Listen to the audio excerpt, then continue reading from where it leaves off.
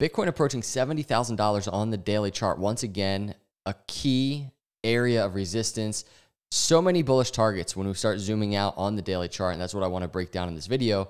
But I also want to zoom out before we even dive into that and talk about this thing that we talked about in the last crypto video that I did, a super cycle type of thing, a longer than usual bull market type of thing. Hit the subscribe, hit the like, let's jump into it.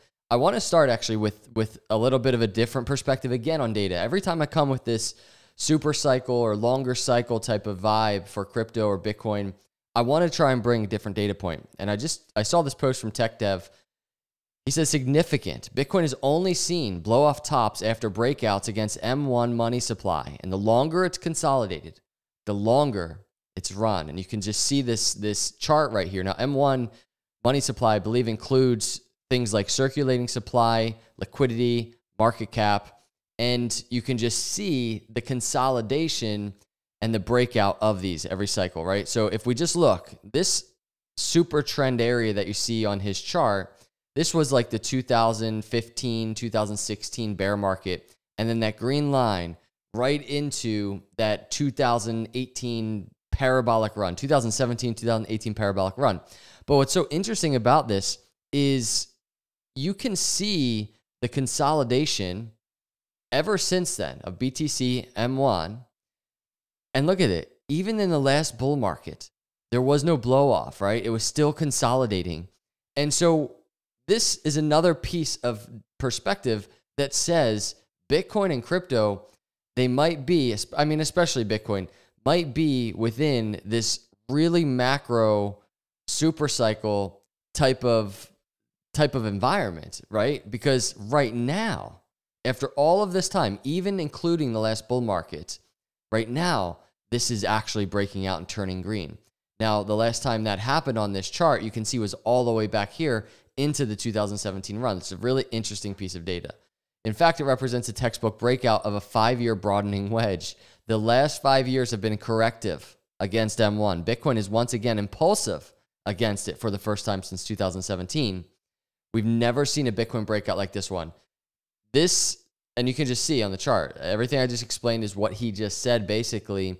And if last bull cycle where it says no blow off top there, if that wasn't the bull market high, the question is, what is going to be that Bitcoin high? And we start going to the monthly chart or the weekly chart, and we start looking at all this different data that we've kind of discussed in terms of how this could be a powerful cycle for Bitcoin and crypto. You know, even things like this, the weekly moving average. I just did the video about this. The 20-week crossing above the 50 every cycle in between halvings, right?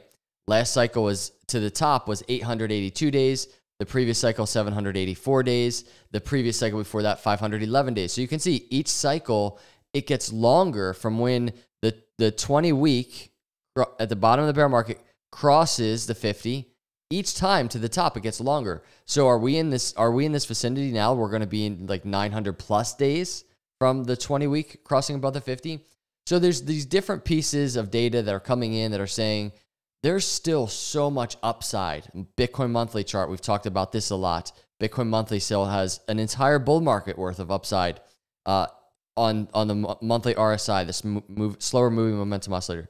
So that's on the zoomed out. And this zoomed out chart requires so much patience, especially if you're just constantly checking price of crypto.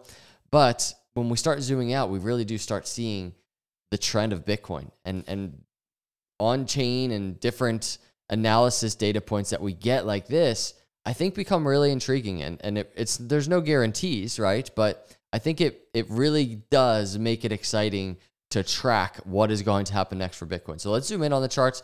I wanted this to be a quick technical analysis video, just kind of updating where we are because we're still in a very similar area. I mean, if you just look at the chart on the daily, Bitcoin's around 69 to 70,000. Guess what? Beginning of March, we were right in this area, right? And we hit this big area of that's all-time high Bitcoin, but hit this big area of general resistance, right? And you can just see it right there. That entire range is what Bitcoin is approaching right now. So for me, as I've mentioned multiple times, there's this inverse head and shoulders vibe that I just have been watching. And I am so curious to see if Bitcoin can break out. One thing that is good is we got this 20-day crossing the 50. I want to point this out. There's a lot of people talking about, man, when you zoom out on the daily chart, right? This potential triple top. Here's the last bull market high. Here's the second high. And then right now we're like a triple top. If you look at this, the 20-day crossing the 50 here, look at that steep decline. 20-day dropping right there, steep decline. And look at it now. A way different price action happening on Bitcoin charts. Looking completely different from that consolidation as it prepared to really dip into the bear market. Looking completely different on this daily chart. Already right now, after the 20 falling below the 50, we have the 20 popping back above the 50. And not only that, Bitcoin pulled into the 20. And right now, even on the current daily chart, getting a bounce and breaking above. We want to see Bitcoin get separation from the 20. In general, I give this entire range, the 20 to the 50 as this area, this range of support down to like 64,000. Bitcoin didn't even make its way into that, right? The apex of that massive broadening wedge or rising wedge, sorry. And that rising wedge, by the way, is still a target for Bitcoin into the mid 80s.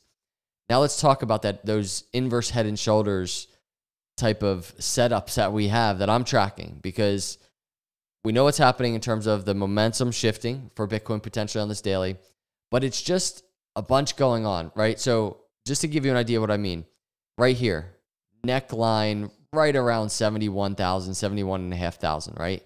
Left shoulder, head, right shoulder setup, there's an inverse head and shoulders. And if we look at the target of that, we're looking at, mid 80s to 90. Again, we have another one, which is essentially if we zoom out and try and get a little bit more clear perspective here, it's hard to envision, but for me, I think it might be the bullish one, is this kind of trend line that I think we discussed in the last video. Here's a left shoulder, here's a head, here's a right shoulder, right? So again, the target for Bitcoin for this right shoulder setup, and it's not complete yet, would be around 74,500 or so. That's an area of resistance for Bitcoin. And just notice that is testing and breaking all-time high. So there could be this massive area of resistance up here, but generally that entire all-time high area to basically where Bitcoin is right now is a resistance area. Point being, whether the target is, and that inverse head and shoulders with the upward sloping neckline, I believe has a larger target to the upside, like just above 90,000. So we have targets to the upside like $75,000, $85,000 targets. What I mean by the 75 is this, a downward sloping inverse head and shoulders target. $75,000, $85,000, $90,000 targets. This area of resistance, Bitcoin breaks it, I think it's game on for Bitcoin. That's the thing though, if Bitcoin breaks the area of resistance. So we have to be continually cautious on Bitcoin right now, obviously, because that resistance is there. And, in being cautious, the things that I'm watching, very simple. It's, as always, the usual things. Now that we're above the 20 moving average and the 50, how does Bitcoin consolidate around those areas? How does it interact around those areas? Is there going to be support? It's exactly what we want to see. Bitcoin pulling into the 20s just the way it did and seeing support there is exactly what we want to see. Does that continue if Bitcoin starts falling, right? And next area of support below the 20 is around the 50. It's around $65,000. And at that area is this rising wedge apex. And you can just see it is the apex right there. And that range is right around the 63 area. So 63 to $65,000 area. That's the big macro area of support. But all the while on the daily, we see this 200-day moving average down there in the lower 50s. Always have to be cautious for these things. So as we start the week, these are just some things I'm watching. I want to see the continued breakout for Bitcoin. It would be amazing, but I'm very much acknowledging the resistance area, the resistance range that Bitcoin is approaching right now. I don't know if it'll be an easy break for Bitcoin just to explode through those areas, but I do know we have the targets to the upside, and that's what I'll be watching. So hit the subscribe, everybody. I thank you for watching.